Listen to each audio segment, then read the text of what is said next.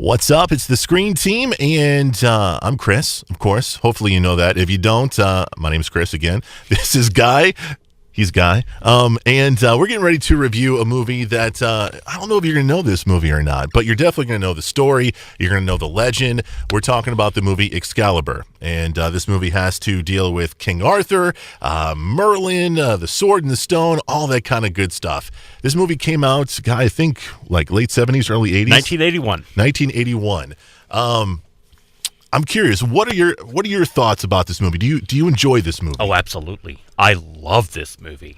I'm glad I picked you. I love Excalibur. This is actually the movie, in my opinion, that let people who watch movies know that the fantasy genre was something to be taken seriously. Because up to this point, you had like the Ralph Bakshi animated Hobbit and, the Lord of the Rings, but they weren't very well received. There wasn't much critical acclaim to them. And they, kind of felt a little goofy, not really much weight to them. This, for the fantasy genre, did the same thing that Blade Runner did for the sci-fi genre. Basically said this genre is serious, needs to be taken seriously, and to stand up and take note. Yeah. And I love this movie, especially, you can even draw a modern parallel to it. Okay. It's really gritty, and Arthurian legends have been told in multiple fashions. This is the first movie that tried to go back to the original 1520 Arthurian legend novel, and the Paris, the French, I'm going to butcher this pronunciation, so apologize. De Mer de Arthur. That was terrible. That was terrible, Guy. The Death of Arthur. But it's the Arthurian legend. Sure. And most of the elements that are in that have kind of been cherry-picked throughout all the other incarnations. This is the one that tried to put all of them into one.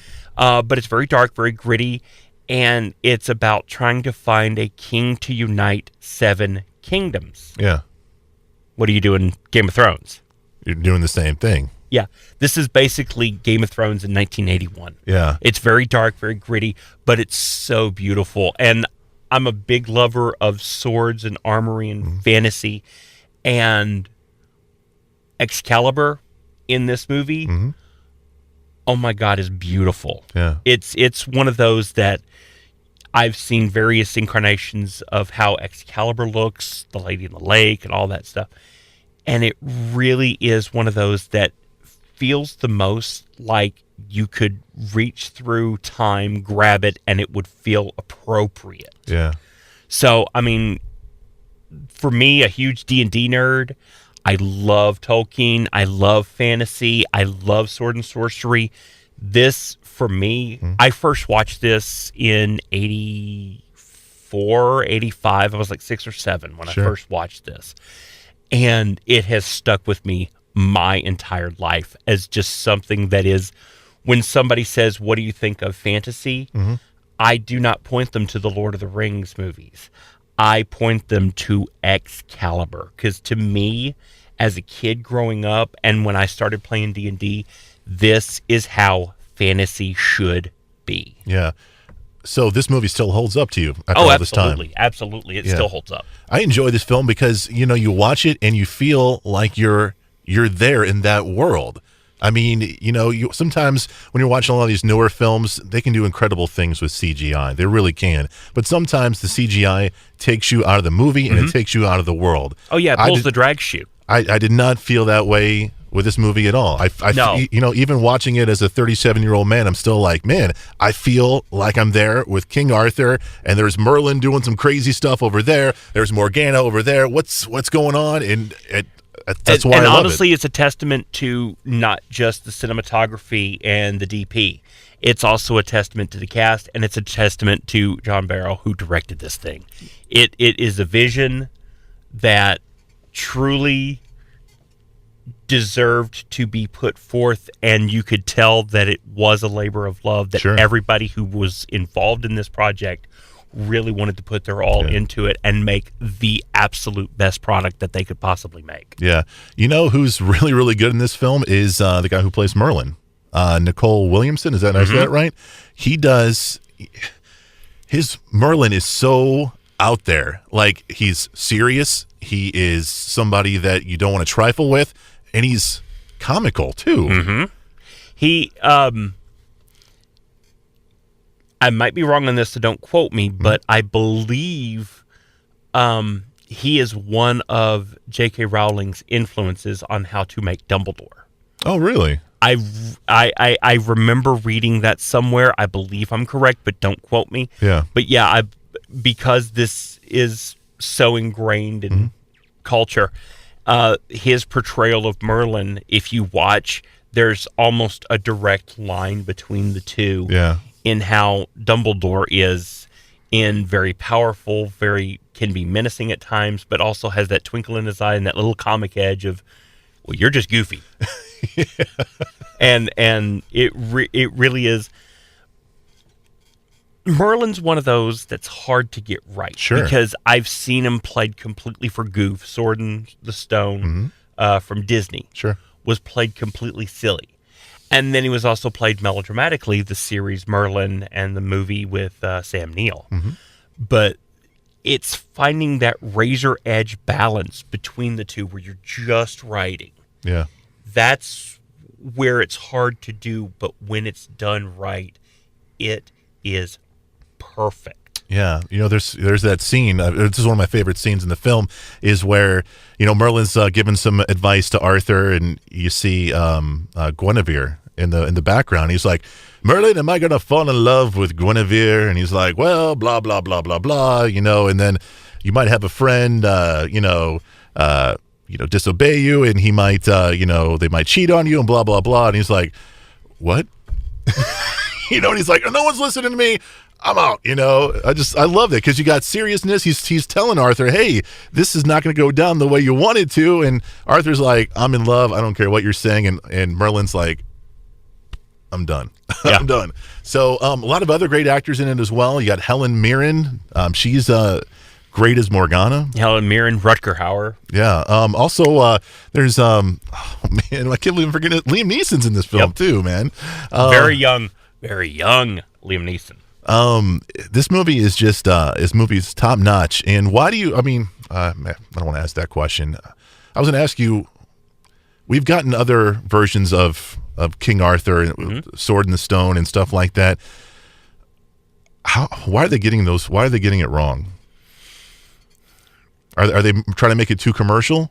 And is that the issue? No, I think part of the problem with the Arthurian legends, in terms of what they want to do, is they're trying to add more weight to it than there needs to be. They're trying to develop a stronger story than there needs to be. The Arthurian legend is not deep, is not complex. It's very simple. Sure. And when you, like First Night with Sean Connery, where he was the older King Arthur, and you had, Richard Gere is Lancelot. And, it's, you can do the Arthurian legend, but again, you're cherry picking. I like the idea of Camelot, Guinevere, Lancelot, Arthur. Boom. That's it. Okay. So Mordred, Morgana, and Merlin, and all of these people are completely out of the picture.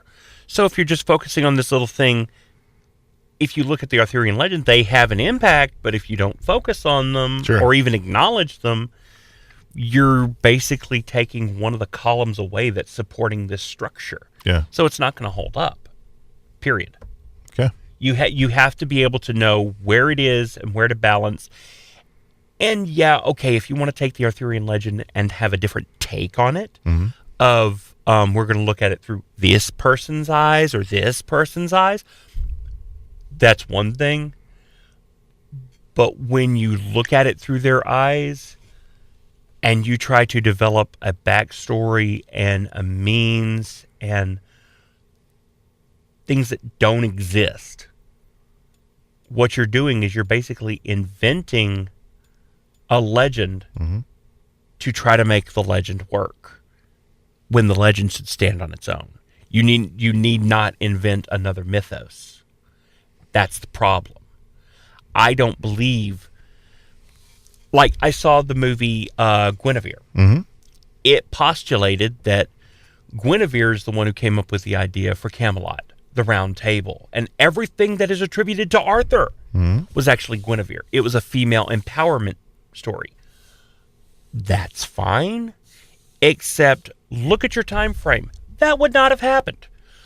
If you are going to set something in this time frame and put modern sensibilities to it, it's never going to work.